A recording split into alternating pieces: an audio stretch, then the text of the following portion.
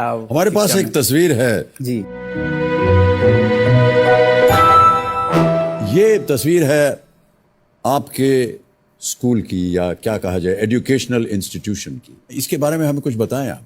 जिस अभियान की मैं बात कर रहा था उसके बाद ये बनी है।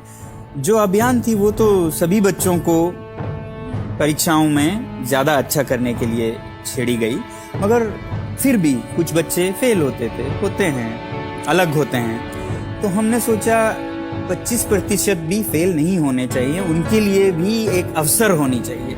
तो एक अलग सा विद्यालय बनाया।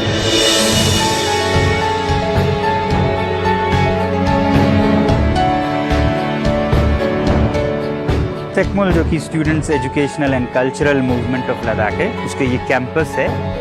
यहाँ हर कुछ अलग है। पहली तो यहाँ पे जो स्टूडेंट्स आते हैं वो किसी एग्ज़ाम के फर्स्ट डिवीज़न या मार्क्स पे नहीं, जो सिस्टम में फेल होते हैं उनको हम लेते हैं।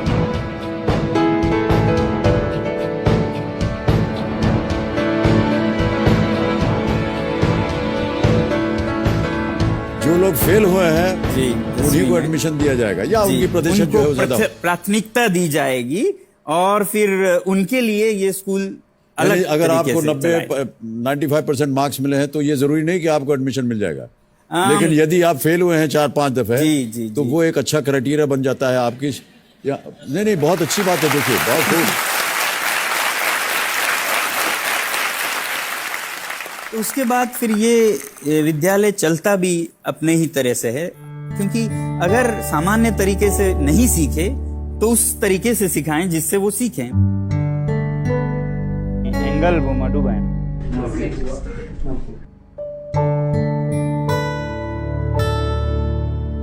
तो इसे व्यावहारिक प्रैक्टिकल तरीकों से, हैंड्स ऑन तरीकों से सिखाएं। तो इस स्कूल में वो यही करते हैं। पहली बात तो इस स्कूल को बच्चे खुद चलाते हैं।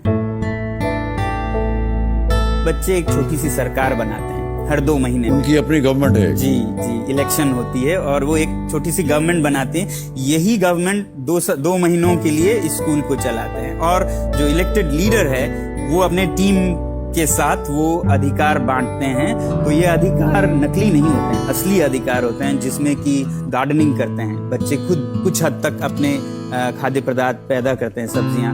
तो वो एक स्टूडेंट उस जिम्मेदारी को लेता है, कोई गाय की जिम्मेदारी लेता है, कोई सोलर गैजेट्स, जिससे ये पूरा स्कूल सोलर एनर्जी पे चलता है। पूरा स्कूल। और जब बाहर लद्दाख में -20 होता है तो इस स्कूल के कमरों में +15 के लगभग होती है। वाह, क्या बात। आपने कहा कि शिक्षा का भी जो माध्यम है वो उनका एक अलग तरीका है। जी, कोई उदाहरण दीजिए, किस तरह आप सिखाते हैं? जीवन से जोड़ने की कोशिश करते हैं। जैसे अगर स्टैटिस्टिक्स में आप average, mean, bar chart, pie chart वगैरह पढ़ रहे हैं, तो जो स्टूडेंट गाय की देखभाल करते हैं वो उस गाय के दूध उत्पादन की ट्रैकिंग करते हैं और उस पे बार चार्ट्स बनाते हैं, ग्राफ्स बनाते हैं, और एवरेज क्या प्रोडक्टिविटी रहे उस पे वो अप्लाई करते हैं।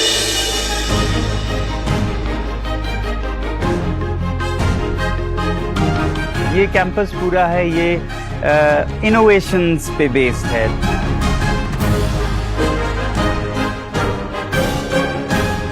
हम इलेक्ट्रिसिटी और जनरेटर के बदले में हम लोग सूरज की रोशनी इस्तेमाल करके हम लोग यहाँ पे खाना पकाते हैं और घर भी गर्म।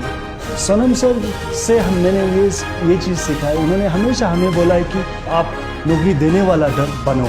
नौकरी ढूंढ के नौकरी करना तो बहुत आसान चीज़ है।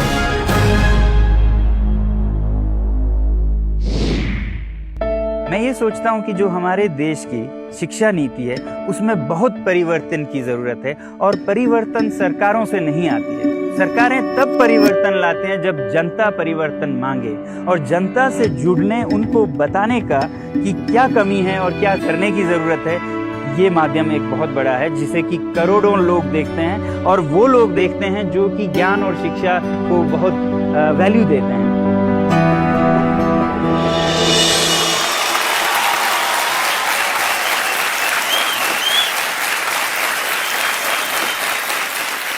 एक, पता नहीं वो आपके शिष्य थे या कौन थे, जिन्होंने वीडियो में कहा कि नौकरी मांगने वाले ना बने, देने वाले बने। मांगने वाले ना बने, देने वाले बने। इसके बारे में थोड़ा सा और बताइए हमें। जी बिल्कुल सही कहा आपने। जी, आमतौर पर हम देखते हैं कि पढ़ाई करके नौकरी लेंगे, नौकरी लेंगे। मैंने कभी कम ही बार सुना है कि नौकरी नहीं, मालिकी करेंगे हम।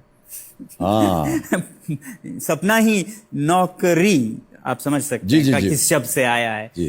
तो हम ये कहते हैं कि किसी पे मोहताज क्यों, आप अपना संभल के औरों के लिए भी दे सकें, ऐसा बनिए। Job makers rather than seekers.